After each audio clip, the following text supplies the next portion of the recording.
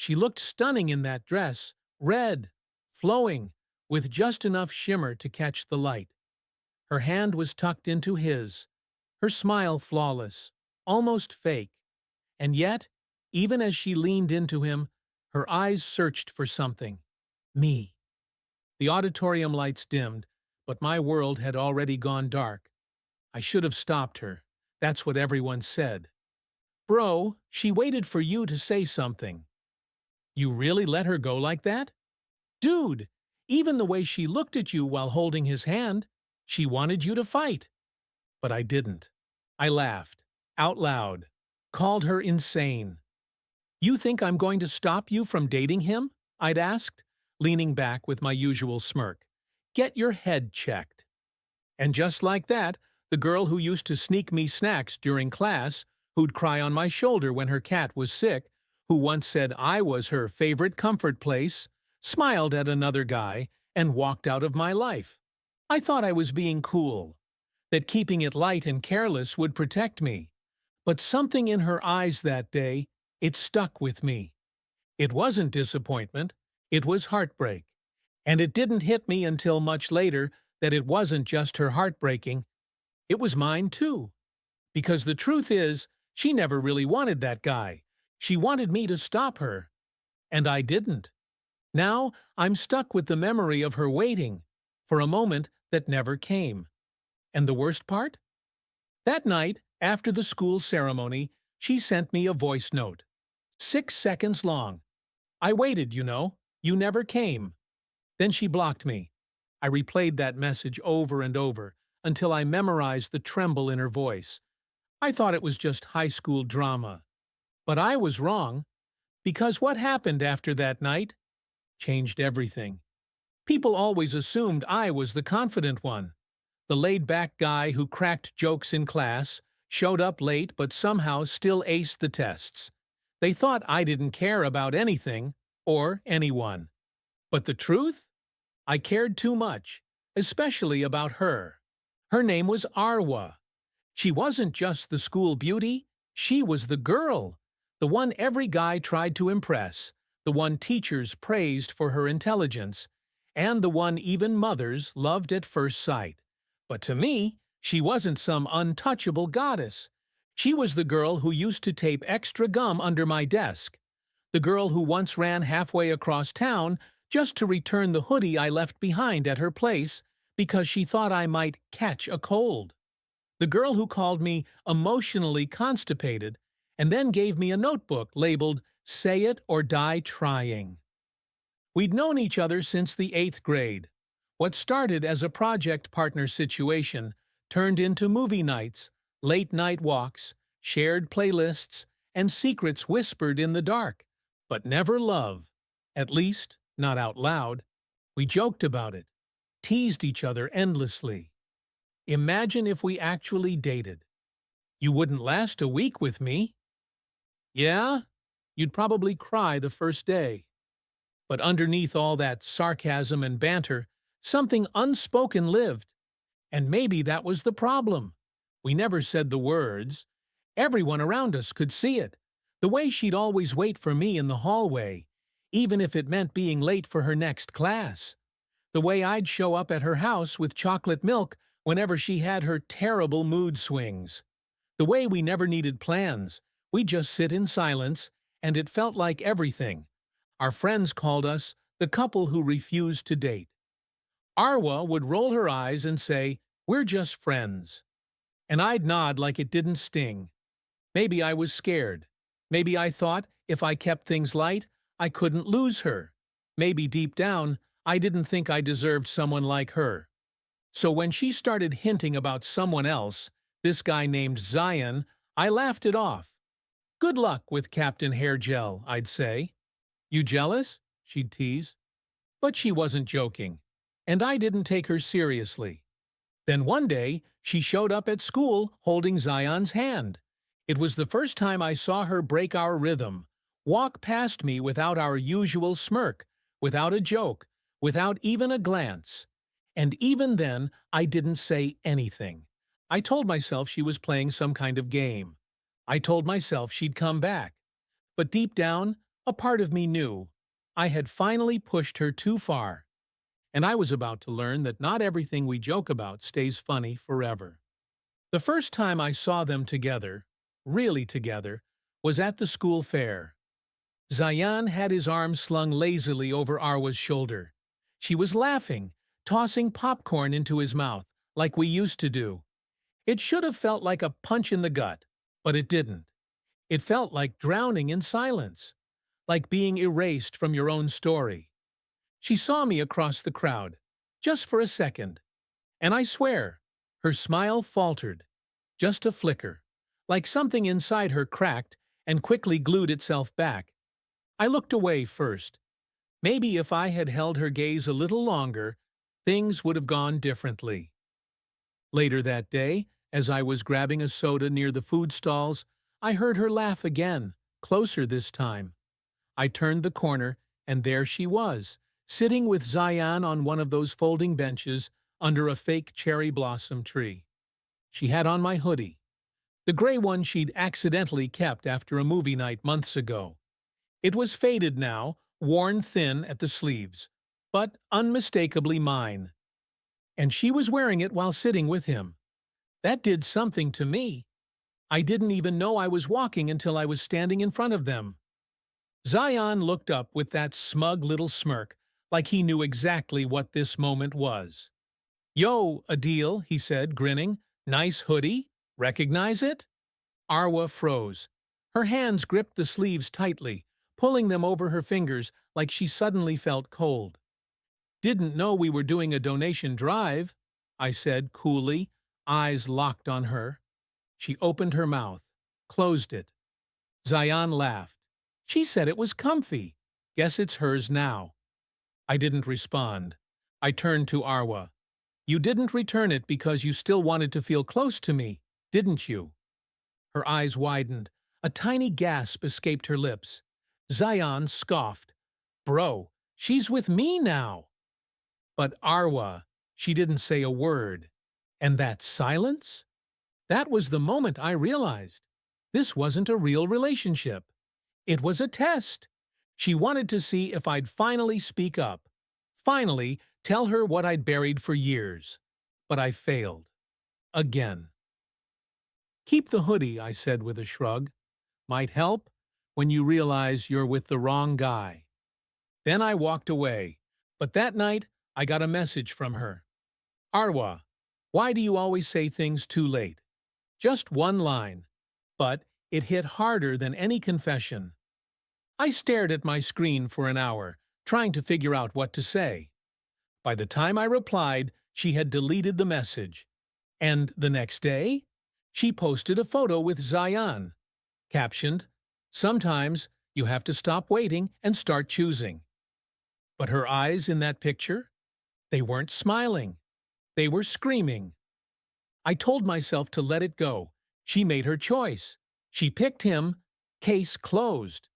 But if it was really that simple, why did everything suddenly feel empty? I stopped going to the canteen, that corner table where we used to sit. I avoided it like it was cursed. I changed my routes in the hallways, took the longer way just to dodge any chance of seeing her with Zayan. It was pathetic, and I knew it. I started picking fights with people I usually ignored. I was short with my friends, restless at home.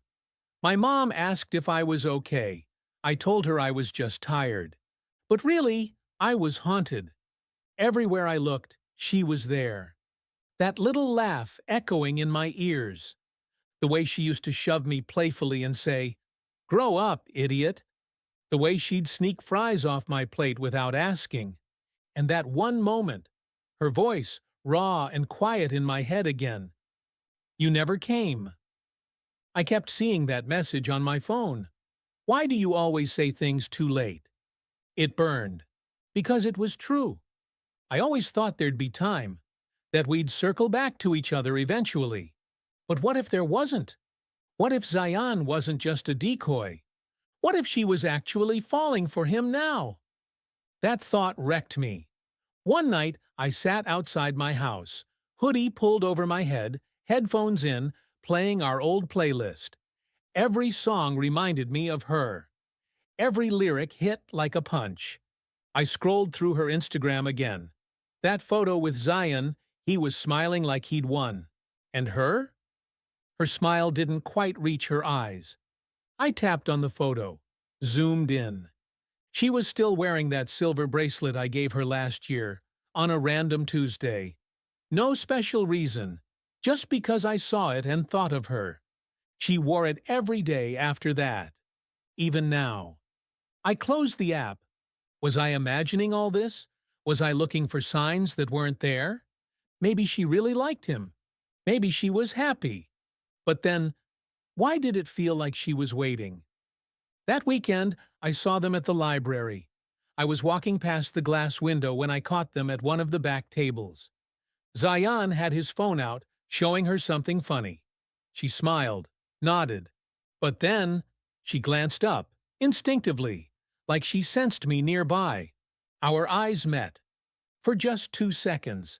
But in those 2 seconds, everything in me screamed, "Say something." I walked in, not thinking, just acting. Zion looked surprised. "Oh, look who finally showed up." I ignored him. "Can I talk to you?" I asked Arwa. She blinked. "Now?" I nodded. She hesitated. Zion smirked. "Seriously? You're gonna let him interrupt our study session?" She looked between us, and for a moment I saw her struggle. But then she stood. "5 minutes," she said to him. We walked outside into the hallway. She didn't look at me. "What is it, Adil?" Her voice was soft but guarded. I shoved my hands into my pockets. I can't tell if you're happy. Or pretending." She flinched. "Why do you care?" she asked. "Because you're wearing my hoodie. Because you're still wearing my bracelet. Because you sent me that message and deleted it before I could even—" "That was a mistake." "Then why do your eyes look like they're waiting for me to say something?" She looked away, her jaw clenched. "I waited," she whispered. "I waited so long, Adil. Do you know how humiliating it was to keep hoping you'd say something? I got tired of waiting." "I didn't think you'd really leave," I said quietly. She turned to me, eyes glossy. "Yeah, well, you thought wrong." And then she walked back inside, leaving me with nothing but the echo of what could have been. A week passed. I told myself to back off. Let her be. She made her choice. Again. And this time she didn't hesitate. But that's the thing about love. It doesn't just sit quietly and let you move on. It claws its way through your chest, even when you pretend you've buried it. I was at the school rooftop one afternoon, skipping class, headphones in, trying to breathe through the ache in my ribs. That's when I heard the door creak open. I expected a teacher, but it was Saad, Zion's closest friend. We weren't exactly close. We shared a few laughs here and there, mostly about dumb football matches, but today he looked conflicted. He walked up, didn't say anything at first. Then he spoke. "You still like her, don't you?" I took off one earbud. "Who?" He scoffed. "Don't play dumb. Arwa." I didn't reply. He sighed. "Listen, I wasn't gonna say anything, but something's off. With Zayan." I turned my head. "Off how?" He looked around, dropped his voice. "He's seeing someone else." My chest tightened. "What?" Saad nodded. "Some junior from his tuition center. Her name's Liba. I thought it was just a fling. But last night, I saw them together. They weren't hiding it." My mind spun. "Arwa doesn't know?" Saad shook his head. And you know what's worse? Zion told me he's only dating Arwa to prove a point." "What point?" "That he could get the girl even you wouldn't claim." My blood ran cold. "He said that?" Saad nodded grimly. "Verbatim." Something in me snapped. All this time, I thought Arwa moved on too fast. I thought she was forcing something, but she wasn't. She was being played. Used. For what? To stroke some guy's ego? To punish me? My fists clenched at my sides. She deserves to know, I muttered. Yeah, Saad said, but from someone who actually cares. That night, I couldn't sleep. I kept thinking of her face, when she looked at me that day in the hallway. That broken look when she whispered, "You thought wrong." I'd already failed her once. I couldn't stay silent again. So the next day, I waited near the school gates. When she walked out, I called her name. She turned, eyes wary. "We need to talk," I said. She frowned. "Not this again. It's about Zion." Her face changed instantly. "What about him?" I took a deep breath. "He's seeing someone else, a girl named Liba. Saad saw them together. He admitted you're just a trophy, a way to prove he could beat me." She stared at me like I'd just gutted her. Then her face crumbled. "No," she whispered. I didn't speak. She looked down. Her shoulders shook. "You're lying," she said. "Tell me you're lying." "I wish I was." She shook her head. "I defended him. I told myself I was done waiting for you. I thought he cared." I stepped closer. "I'm sorry." She looked up at me, tears in her eyes. "No," she said. "You don't get to be sorry now." Then she walked past me. This time, I didn't stop her. Because now, it wasn't just heartbreak. It was betrayal layered on betrayal. And I had no idea what she was going to do next. But something told me. Zion was about to learn what it meant to hurt the wrong girl.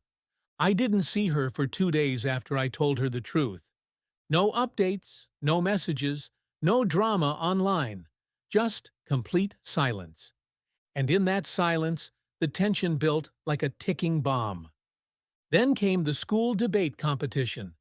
Zion was on stage, playing the charming frontman role like he always did, suit jacket hanging off one shoulder, a cocky smile aimed at the crowd. I was seated near the back. My hands were cold. My jaw clenched every time his voice rose with false confidence. And then she walked in. Arwa, hair tied in a high ponytail, face calm, unreadable. She wore a black long coat over a navy dress, simple, serious, but it wasn't the outfit that caught everyone's attention. It was the look in her eyes, dead calm, like a storm was brewing just beneath her skin. She sat in the front row, right where Zion could see her. He faltered mid-sentence when he noticed her. His smirk twitched, confused. After the debate ended, applause followed, and Zion strutted off stage toward her like he'd already won a trophy. But she stood up, and in a loud, clear voice, loud enough for half the auditorium to hear, she said, "Let's not waste time, Zion. Where's Liba?" Silence. His smile froze. "What?" "I said," she repeated. "Where? Is Liba?" Gasps rippled through the room. Teachers turned. Students leaned in. Zion tried to laugh it off. "What are you talking about, babe?"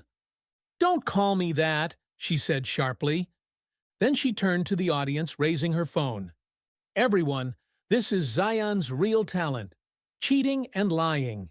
Here's a live video Saad recorded yesterday of him and Liba outside the tuition center." She hit play. His voice blared through the speakers.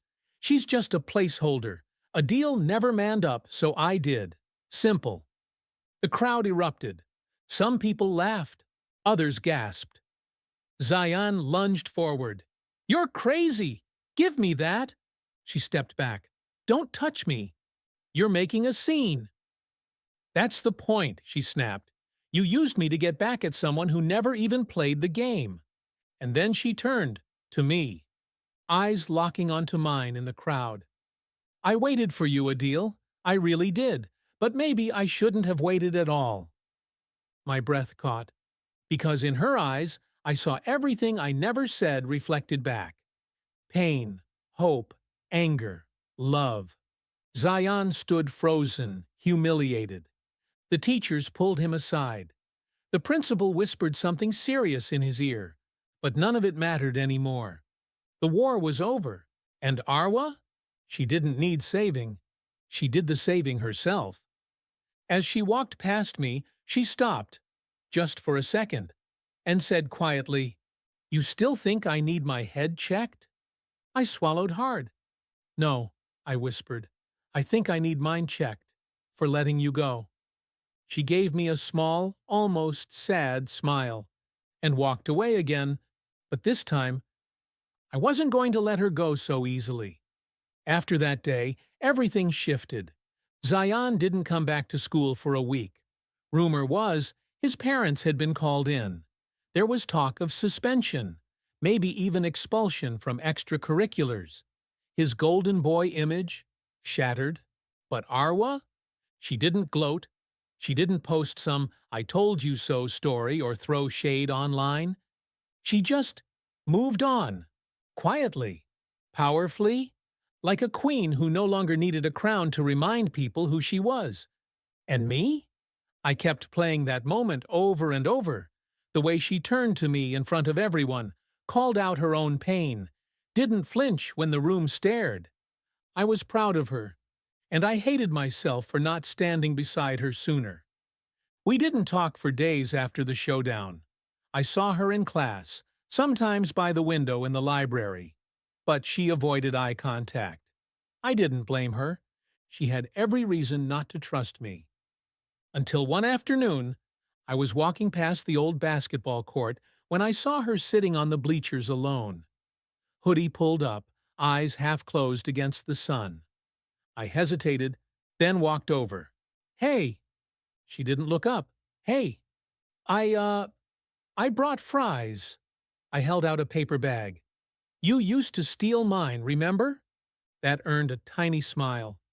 "I never stole. I sampled." "Right, aggressively." She took the bag. "Thanks." We sat in silence for a while, listening to the breeze. "I don't expect you to forgive me," I finally said, "but I need you to hear this." She turned her head, waiting. I was scared. You were always so sure of everything, and I kept thinking I had more time to figure us out. I thought if I said something and messed it up, I'd lose you for good. "You did lose me," she said softly. "At least for a while." "I know," I whispered. "And you were right. About everything. I said the right words way too late." She looked ahead, not at me. "You think words are enough now?" "No," I said. "But maybe time can be?" She didn't speak for a long moment. Then she asked, "If I never dated Zion, if I never tried to move on, would you still be sitting here?" That hit like a blade, but I didn't dodge it. "No," I admitted, "and I hate that truth. But it's the truth." She closed her eyes as if that answer hurt more than comforted. "I don't want to be someone you only realized you loved once someone else had me," she said quietly. "You're not," I said. "You're the person I always loved. I just didn't know how to admit it. Not to you, not even to myself." She looked at me. Finally. Really looked. And for the first time in weeks, her eyes weren't filled with disappointment. They were soft, sad, maybe hopeful. "You really think we could try again?" "Not today," I said. "Not because I don't want to, but because you deserve someone who's sure. Every single day. So let me prove that." "How?" "I'll start by not disappearing. By sitting with you even when you're mad. By showing up before the lesson. Not after the exam." She smiled. "That's the cheesiest metaphor you've ever used." "I've got worse." She laughed, a real one this time. And in that moment, the air felt different, lighter. Maybe we wouldn't go back to how things were. Maybe we'd build something better. As we sat there, sharing fries in the afternoon light, I realized something. She didn't need me to be her hero. She just needed me to stop hiding behind fear and finally show up. And I did, even if it took heartbreak and a public meltdown to get there. Some stories start with sparks. Ours started with silence. But this time, I was ready to listen. ready to speak, and ready, finally, to hold on to the girl I almost lost for good.